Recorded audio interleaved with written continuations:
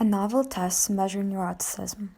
One of the most widely used personality models these days is a 5-factor model. The focus of this video essay, neuroticism, is one of the 5 traits in the model. Measuring neuroticism is important because high scorers are more likely to suffer from depression, anxiety, and substance use disorders. Identifying people sitting high in the spectrum is beneficial as they might start taking better care of their mental health, which in turn might reduce the risks. Neuroticism is usually measured by self-report questionnaires such as Big 5 Inventory and Neopide-3. However, such questionnaires record a person's self-reported behavior retrospectively and cannot test behavior in a realistic and unexpected situation. It has been proven that negative mood states are exaggerated when self-reported retrospectively due to memory bias. My novel way of measuring neuroticism is novel as it increases ecological validity and measures neuroticism in the present, allowing for a more accurate measurement. Neuroticism is going to be measured indirectly by measuring anxiety during a realistic and unexpected stressful situation. Measuring anxiety was chosen as it is one of the facets of neuroticism and has a strong positive correlation with it. When a person is anxious, their limbic system activates the sympathetic nervous system, which causes physical feelings such as increased sweating. In this task, sweating is going to be the indicator of anxiety and will be measured by skin conductance response. The participant is going to be invited to a study under a fake name, transcranial magnetic stimulation and finger movements.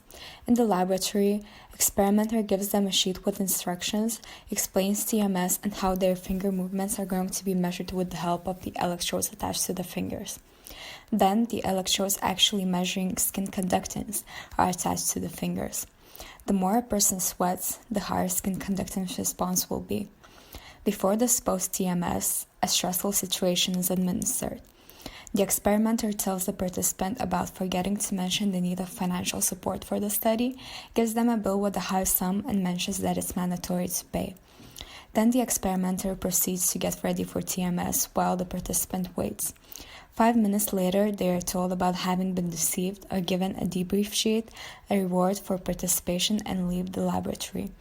Skin conductance is measured before the stressful situation for control and after it. The increase in skin conductance is calculated in percentage, a low score indicating low anxiety and neuroticism, and a high score indicating high anxiety and neuroticism. However, the distress caused by the stressful situation and deception raises ethical questions. To ensure that participants feel well after the study, mental health services will be provided immediately if needed. To reward the participant for dedicating their resources to the experiment, they will receive a reward in the form of a voucher. The study also has several potential limitations. Participants might have different socioeconomic status, meaning that for some, even a high sum of money would not be a considerable amount and would not cause any distress. Besides, as the participants' right to withdraw from the study at any time, the design of the experiment leaves a possibility for the participants to leave immediately after the administration of the stressful event. The use of this task will help to determine a more accurate neuroticism level because the measured response is not going to be exaggerated as in retrospective self-reports.